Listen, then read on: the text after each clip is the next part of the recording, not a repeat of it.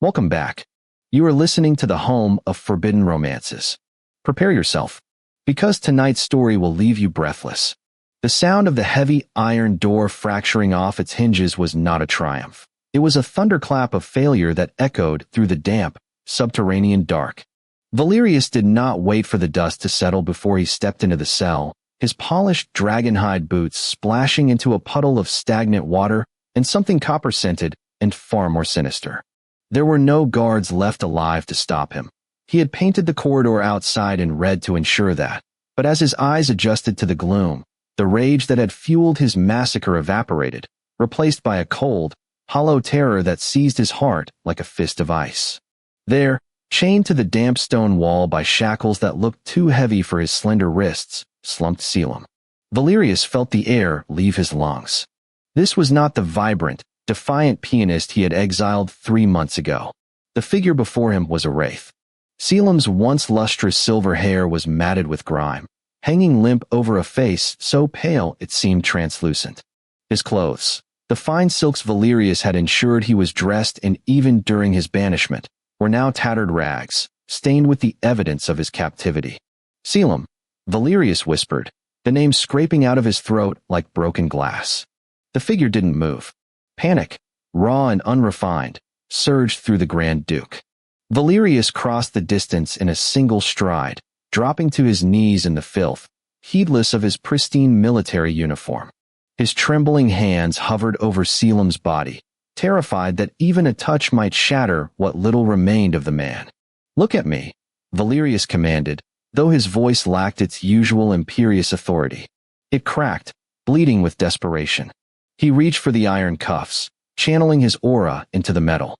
With a sickening crunch, the chain snapped. Selim fell forward, not into an embrace, but simply because the gravity holding him upright had been removed. Valerius caught him, pulling the fragile body against his chest. He was frighteningly light, a bird made of hollow bones. "I'm here," Valerius choked out, burying his face in the crook of Selim's neck, smelling the mildew and the faint, lingering scent of lavender that Selim always carried. "I'm here. I came for you." Selim stirred then. A low, ragged exhale. He pulled back slightly, his eyelids fluttering open to reveal eyes that were once the color of a summer sky, now dull and clouded with a terrifying emptiness. He looked at Valerius, the man who had been his lover, his master, and the architect of his ruin, and he didn't scream. He didn't cry. "Oh," Selim whispered, his voice a dry rasp that sounded like dead leaves skittering over pavement. "It's you. I must be dead then. Only in hell would I see you again."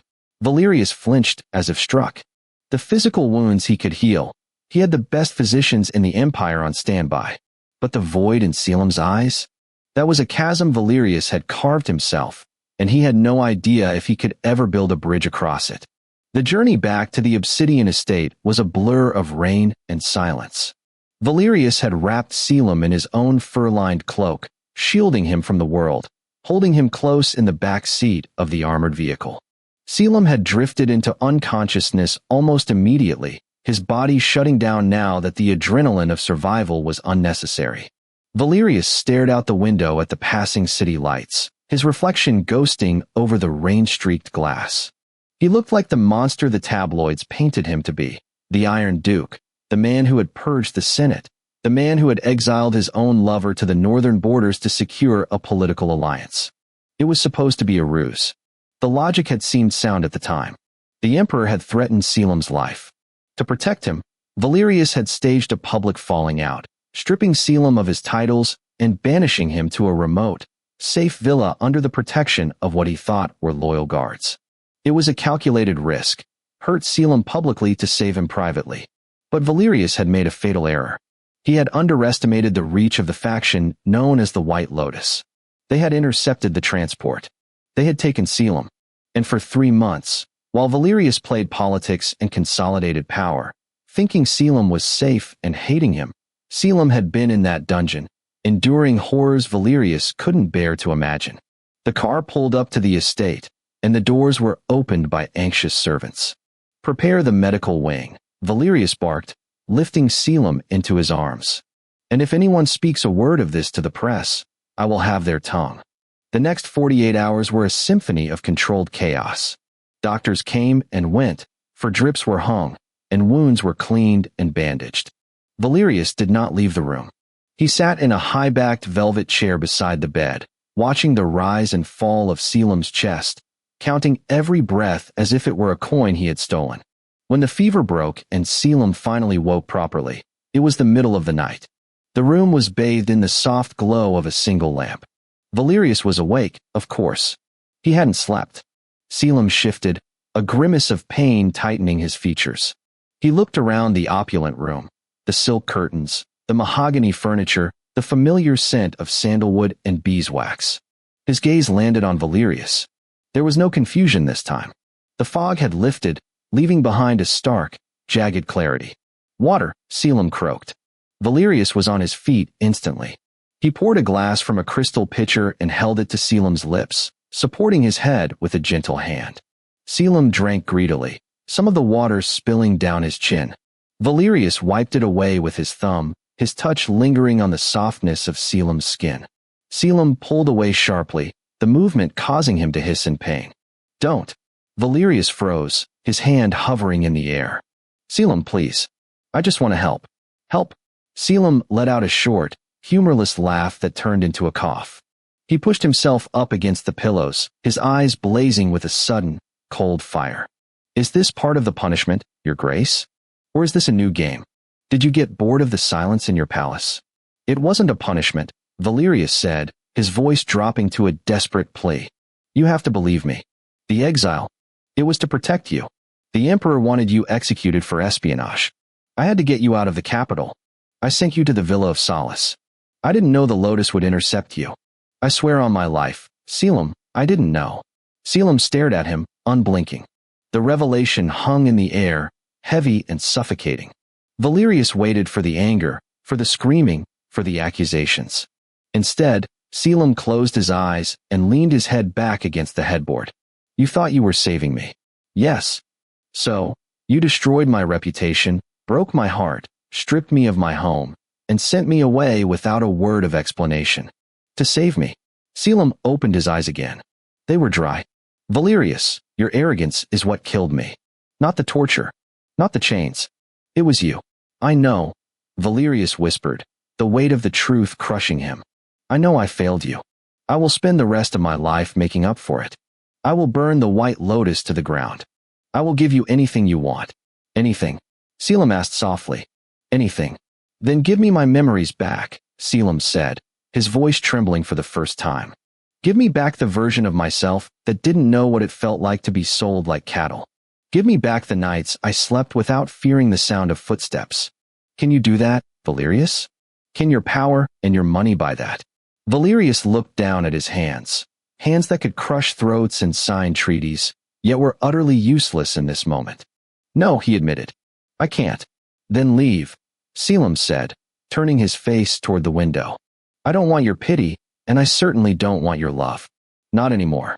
Valerius stood there, a statue of regret. He should leave. He should give Selim the space he demanded. But the thought of walking out that door, of leaving Selim alone with the demons Valerius had invited into his life, was impossible. "I cannot leave you," Valerius said, his voice stealing. "You are weak. You need care. I would rather rot than be nursed by you." Selim spat, the venom in his tone startling them both. Valerius took a step closer, his shadow falling over the bed. The old dynamic, the power that hummed beneath his skin, flared instinctively. He was used to being obeyed. "You are staying here, Selim. You are safe here. And I will care for you until you are strong enough to kill me yourself. But until then, you will not push me away." It was a gamble, a shift back to the dominance that had once defined their relationship before the betrayal. Selim looked up, his eyes widening slightly. He saw the flicker of the wolf, the relentless, possessive predator, behind Valerius's repentant mask. And for a moment, the crushing emptiness in Selim's chest was replaced by a spark of something else. Familiarity. "You are a tyrant," Selim whispered. "I am," Valerius agreed, sitting back down in the chair, his posture rigid. "And you are mine to protect, even if you hate me for it." The days that followed were a grueling war of attrition. Selim refused to speak. He refused to eat unless Valerius forced the spoon to his lips. He was a prisoner in a gilded cage once more, but this time, the jailer was sleeping on the floor beside his bed, waking at every whimper from Selim's nightmares. The turning point came a week later during a storm. Thunder shook the obsidian estate, rattling the window panes. Selim was asleep, but the noise dragged him into a flashback. In his mind, the thunder was the sound of the whip cracking in the dungeon.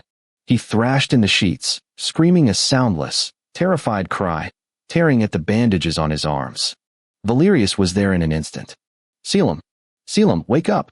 It's just thunder. He grabbed Selim's wrists, pinning them to the mattress to stop him from hurting himself. Selim's eyes snapped open, but he wasn't seeing the bedroom. He was seeing the torturer.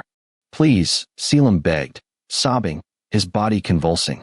I don't know anything. Please stop. He doesn't love me. He sent me away. I'm nothing to him. Please. The words were a dagger straight into Valerius's heart. Hearing Selim beg for mercy by denouncing their love, by using Valerius's own strategy as a reason he shouldn't be tortured, was the ultimate punishment. Selim, Valerius shouted, shaking him. Look at me. It's Valerius. Selim blinked, the hallucination shattering. He focused on the face above him. The sharp jawline, the dark eyes swimming with tears, the look of utter devastation. Valerius, Selim whispered, his chest heaving. I'm here, Valerius said, his voice breaking.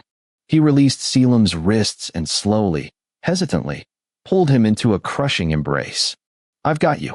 No one touches you. I'll kill them all. I'll kill the whole world. Selim didn't push him away.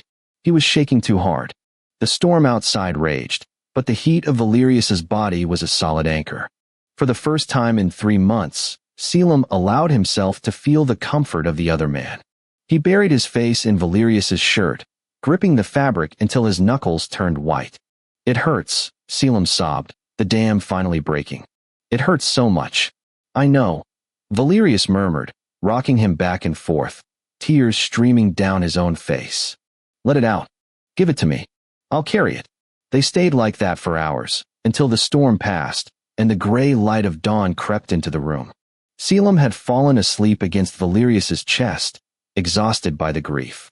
Valerius looked down at the sleeping man. The path to redemption was long, perhaps infinite. He had broken the most beautiful thing in his life with his own hands, thinking he was clever enough to outmaneuver fate. But as he stroked Selim's hair, untangling the silver strands, Valerius made a vow. He would not be the Duke of the North anymore. He would not be the cold strategist. He would be the shield, the floor, the very air Selim breathed. Selim stirred, his eyes opening slowly. He didn't pull away immediately. He looked up at Valerius, and while the love wasn't fully back, it was too bruised, too fragile. The hate was gone. You stayed, Selim whispered, his voice hoarse. I will always stay, Valerius replied softly. I'm not going anywhere. Selim closed his eyes again, letting out a long sigh. Don't make me regret letting you hold me, Valerius. I won't, Valerius swore, pressing a kiss to the top of Selim's head. Never again. But peace is a fragile thing in a world built on power and blood. Just as the morning sun fully illuminated the room, the heavy oak doors swung open. Valerius's second-in-command stood there, his face pale. Your Grace, the soldier said, breathless. The White Lotus. They know he's here. Their private army has surrounded the perimeter. They are demanding you surrender the traitor Selim, or they will burn the estate to the ground.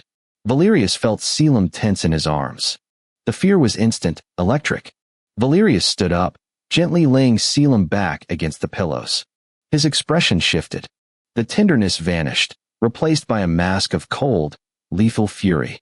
He buttoned his collar, hiding the vulnerability of the night, and reached for the saber resting on the bedside table. Stay here, Valerius commanded, his voice vibrating with dark promise. Valerius, Selim said, reaching out a trembling hand. They have an army. Valerius turned back, gripping the hilt of his sword. He looked at Selim, and a dark, twisted smile touched his lips, the smile of a monster preparing to defend its treasure. They have an army, Valerius agreed. But I have you. And today, I will show them exactly why they should have killed me when they had the chance. He turned to the door, his cape swirling behind him. "Valerius," Selim cried out, fear for the man overtaking his fear of him. "Watch me, Selim," Valerius said without looking back. "Watch me burn the world for you." And that is how the viper tamed the wolf. If you enjoyed seeing Valerius embrace his darker nature to protect Selim, destroy that like button. And tell me in the comments, would you forgive a husband who sacrificed you to save his kingdom, even if he came back for you? I'll be reading your answers. Subscribe for the next chapter. Until then,